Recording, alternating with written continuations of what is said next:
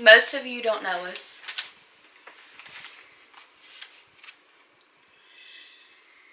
But you will remember us.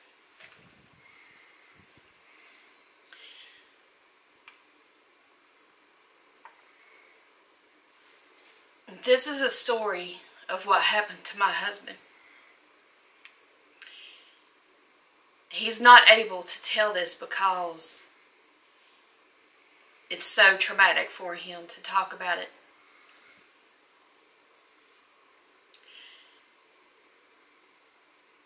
This is his story and true content of what happened to him. I'm going to read this off because I have wrote it down and I've typed it up in his exact words. And this is what I'm going to go by. So, here it goes. I am making this vlog in its raw form to share my experience, that maybe it will help someone else that has been in the same or similar accident. I'm a second-generation truck driver. My father was a truck driver for many years, and many of those years I rode with him. And some of them was on a milk carton, or milk crate. I myself have drove over 2 million saved miles and have received numerous awards from safety, and was also a trainer to teach other people how to drive semi-trucks. I was with that company 10 to 12 years. I also participated in a program with the trucking company I was the longest employed with that recreated accident scenes. At this point in my life, I took the plunge and went in business for myself as an owner-operator. The company, which is one of the top trucking companies in the U.S., I started a lease with them in 2006. I thoroughly enjoyed the company I was leased to, the freedom and flexibility I had, and was able to pick my own loads. Don't all truck drivers wish they could do that? But that all changed on March 28, 2007. That morning I got up and headed out around 4 a.m. I was close to where I had to deliver, so there was no need for me to be in a hurry. Around 6 a.m., right before daylight, I spotted a white car on the shoulder of the road with the hood up. I was traveling below speed limit, right at 60 miles an hour. What is the speed limit there? 70 mile interstate. On the interstate there, it was 70 miles an hour, so I was only going 60. I couldn't merge into the left lane due to the amount of traffic that was beside and coming up to me. There was no lights or indication that there was anyone in or around the car. This happened in Sarasota County, Florida, on Interstate 75, just as 3 lanes become 2 lanes. As I was watching the car for signs,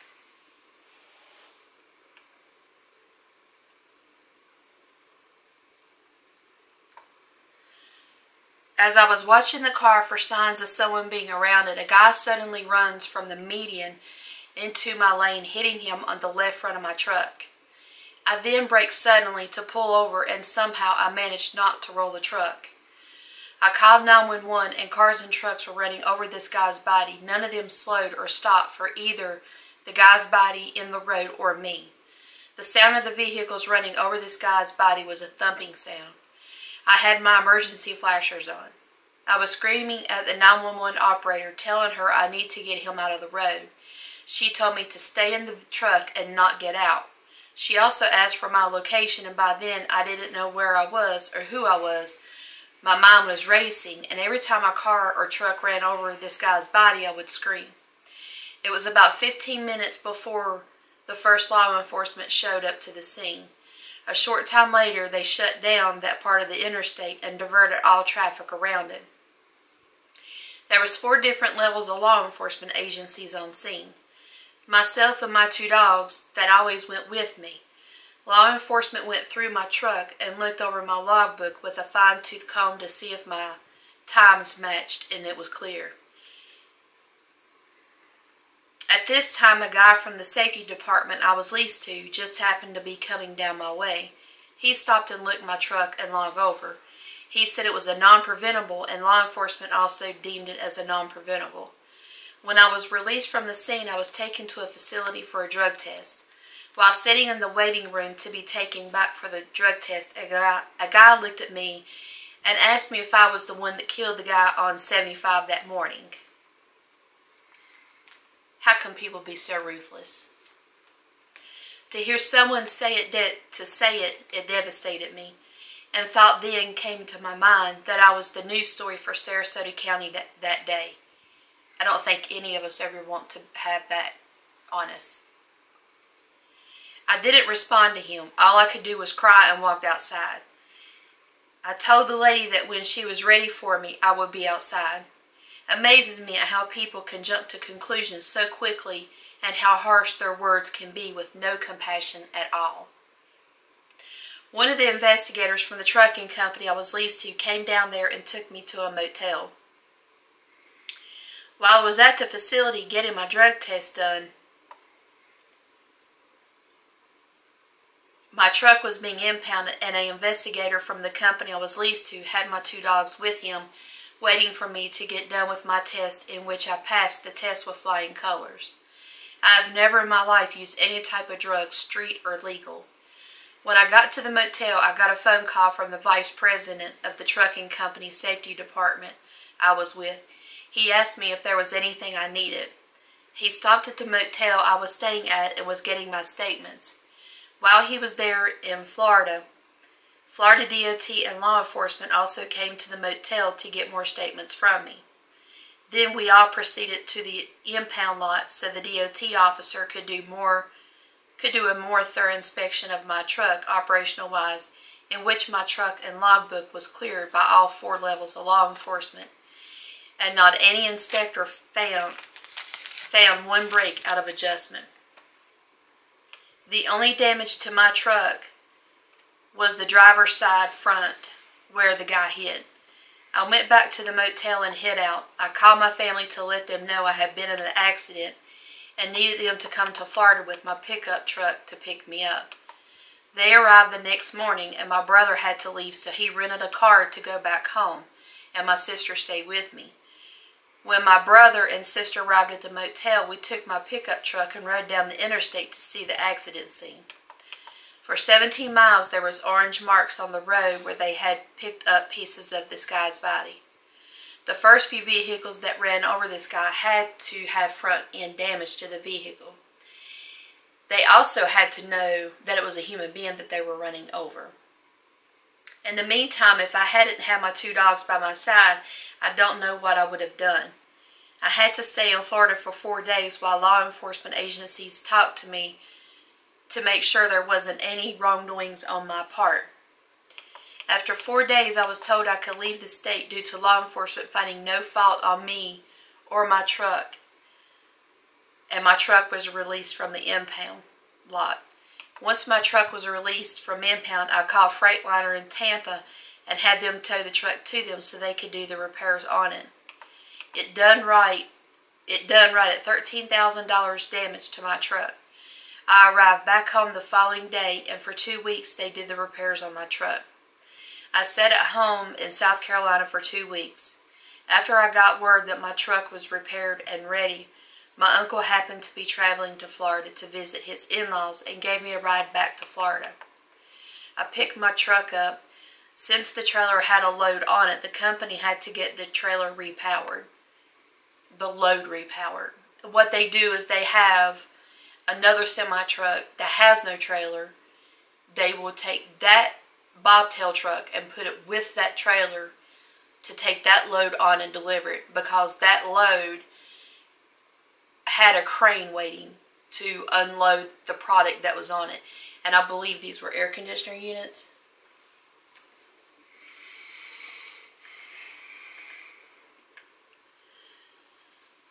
I had to bobtail to Atlanta to pick up another trailer.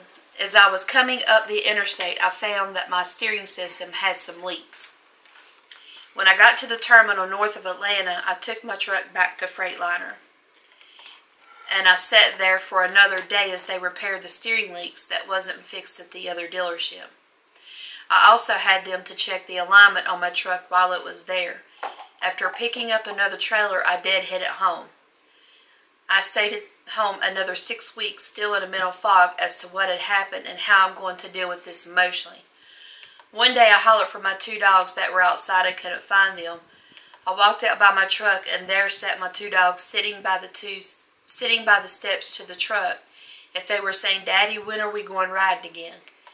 Then I knew it was time to pick myself up and get moving. The next day I took a load and proceeded to try and drive and get my life back together. During the following months, it became more and more difficult for me to keep going emotionally. I started to nitpick over loads and make excuses as to why I don't need to take it, because I was scared to drive. My nerves were shot. In December, I got word that I was being sued. That set me back even more. I didn't do anything wrong, and I stayed at home for the rest of the month. Every holiday that came, the lawyers representing this guy's family, which wasn't family, that I found out after the trial, would request more and more personal information. Now my privacy was being invaded. From my cell phone records to computer printouts of the truck, which would show the speed limit I was traveling, and even my Yahoo email account. They found nothing wrong. I tried driving for another year, got the truck paid down enough, and I could use my credit cards to pay off the truck. In August of 2008, I parked my truck and sold it. By now, I had went through all of my savings and run up a bunch of debt to pay the bills at home because I just couldn't get going. I stopped taking my blood pressure and diabetes medicine, ruining my health. I had gave up on life and on humanity. My then girlfriend in Virginia, which later became my wife, helped me find mental health help, which I couldn't find on my own in South Carolina. On June 6, 2009, my girlfriend and I had a baby girl, and she died shortly after birth. Again, my world was caving in.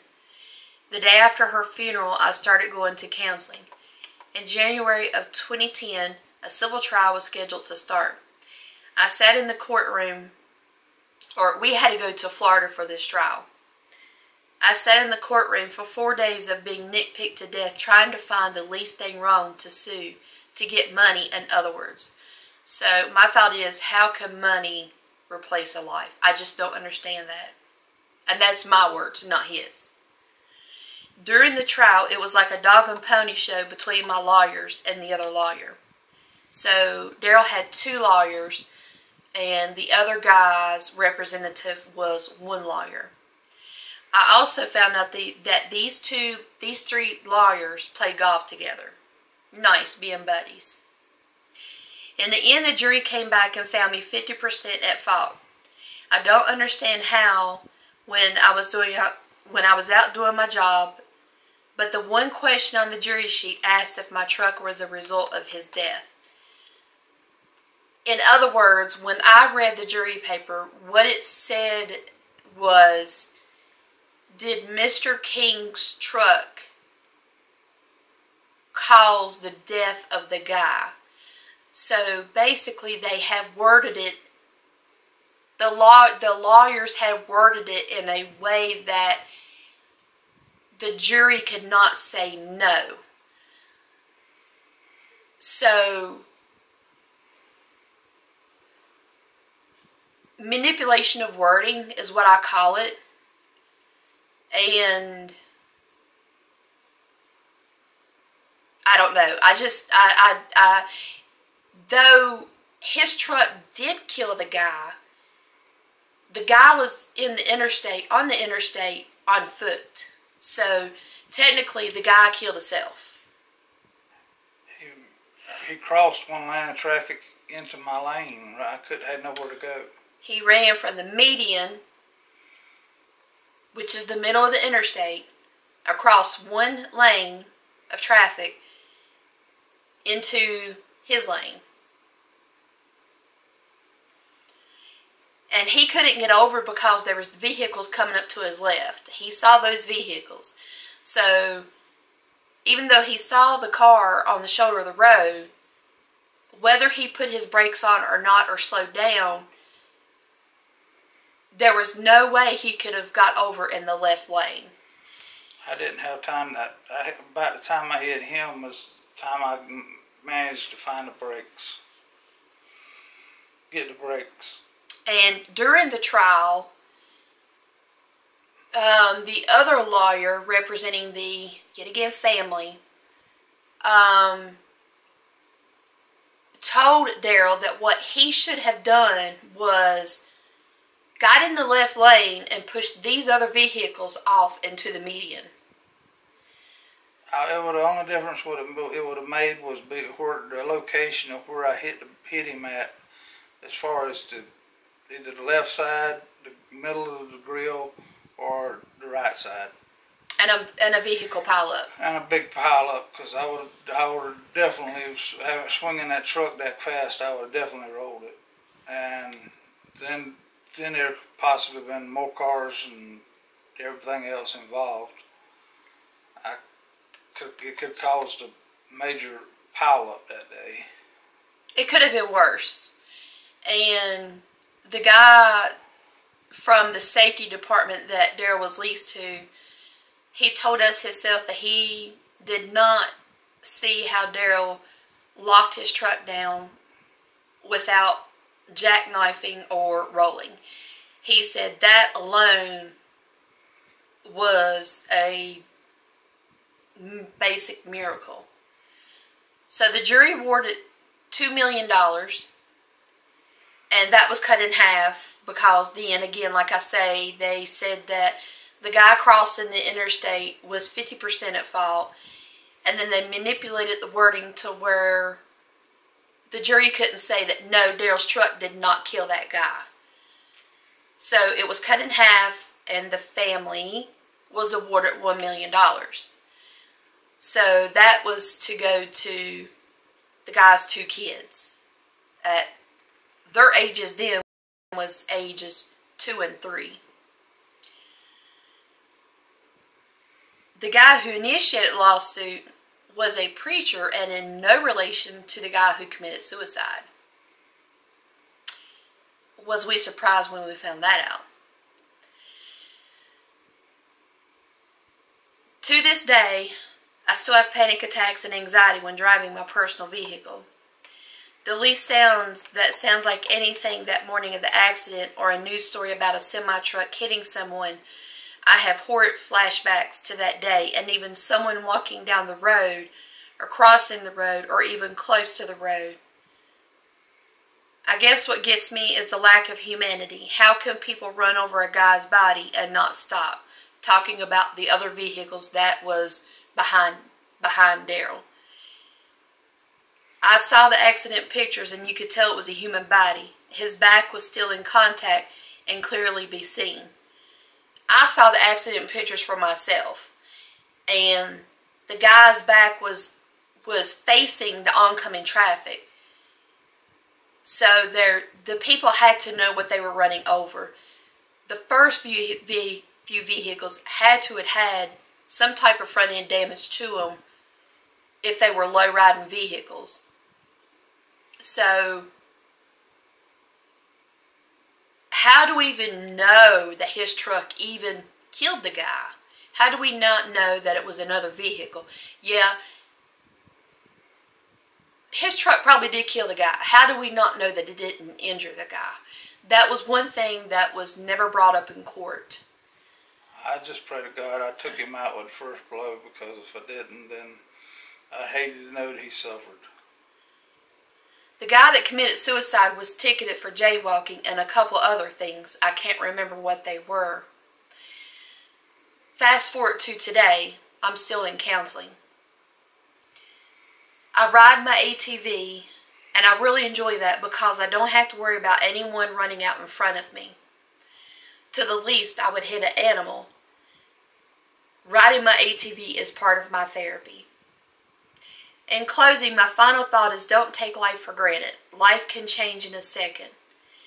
If you are thinking of suicide, get help.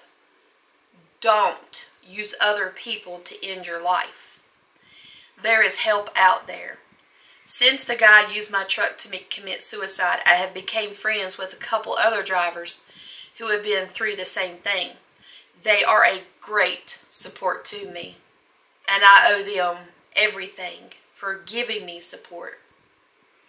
I have also made friends in the trucking community, and they tell me stories of other drivers they know that has had a fatality. Why would anyone selfishly use another human being to kill themselves? I have had so many people to say, get over it. People I trust, people I thought that would give me support the rest of my life. People that I would think that wouldn't forget what I had been through. There is no getting over this. This is part of my life and always will be. You want to say anything else? Only that I'm still, even today, 10 years later, over 10 years later, I still wake up screaming. I have sleepless nights, and I still drink. I still see that guy jumping in front of my truck, and it's something that I'll never get over the rest of my life. Before he went into counseling, the first time that I actually saw the direct effect on him was we were sleeping one night, and all of a sudden he starts screaming bloody murder. Starts screaming no. I thought someone had broken into the house, and I woke up with my heart in my throat, trying to think of what I'd done, where I have a weapon, what I'd done with the big flashlight I had beside the bed. So I sat up in the bed and looked around, and we keep a nightlight on, so if there was somebody in the house, I would have saw him in the hallway. So I didn't see anybody, and I looked over to my left, and he was in a deep sleep. And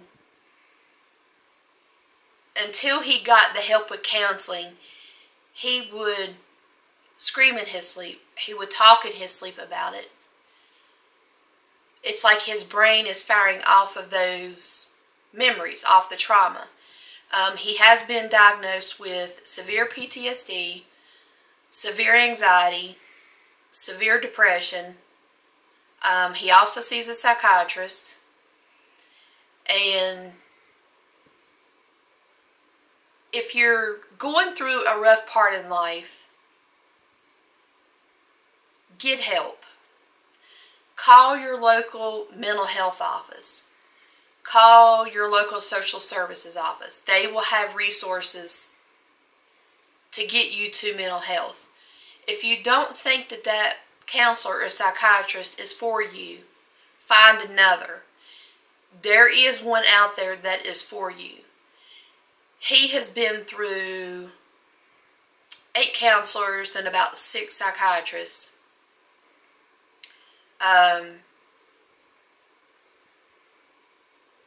One of them said that his life event was beyond her skill. And the others have left the business that offers these services. But don't. Please do not use another person to take your life, because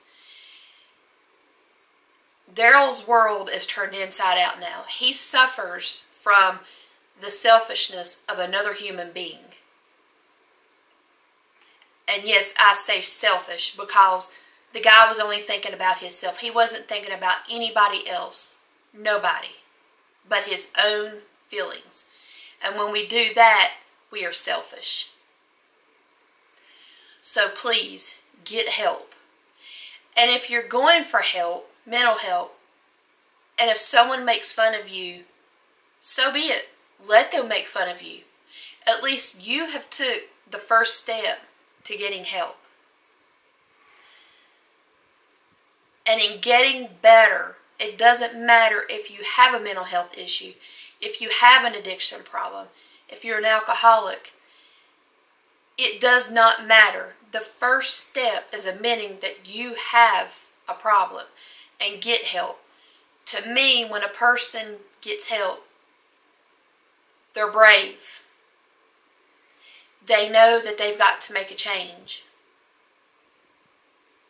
And I highly admire people when they do seek help, because they want a better life. They want a different life.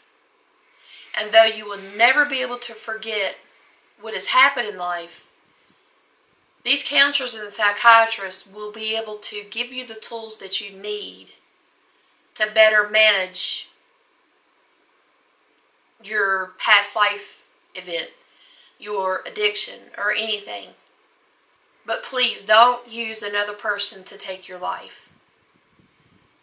And you got to remember the emergency personnel, the ambulance, the firefighters, law enforcement. You have all of these people that are associated with stuff like this also. They have to see what I call the carnage that's left over. So please get help. And the only and the sad part is my faith in humanity has dropped out so severely, because not the first soul stopped to try to help me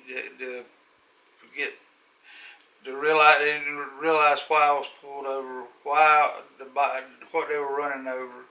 They were in too big of a hurry. If you're in that kind of hurry, you need to have left earlier.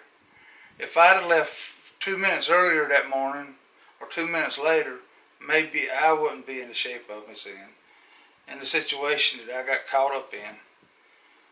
But my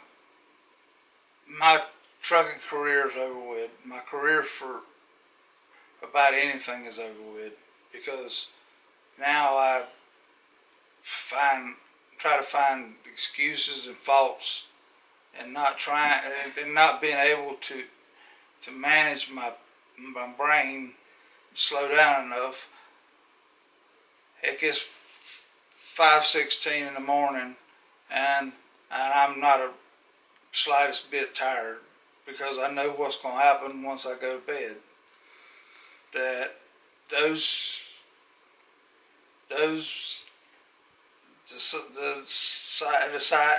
sights, smells, and sounds are still running through my head.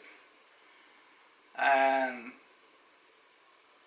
like I said, and those cars and trucks that run over this guy, they didn't even stop that morning.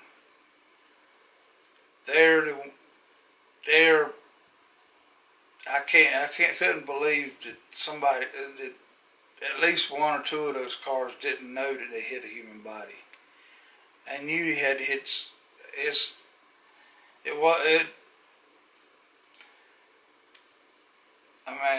They knew what they were running over and didn't stop. When Darrell talks to other people about it, he always compares it to a deer running out in front of your vehicle. And I know a large population has had that to happen to them. But that's what he compares it to. And there was a car ahead of Darrell in the left lane, and because the car had passed him. And I asked Darrell, I said, did the car in the left lane that passed you, did you see their brake lights? And he said no. And when he said that, I honestly believed that this guy was squatted down in the median waiting for a semi-truck or some large vehicle coming down the interstate to commit suicide. My thought is, if you can't hear or see a semi-truck coming, you have got something wrong with you. Period. You don't need to be driving. You don't need to be anywhere near any road. So, I hope this vlog helps someone. Again, the people that has gave him support, the continued support is what he needs more than anything now. We can't thank you enough for your support. Whatever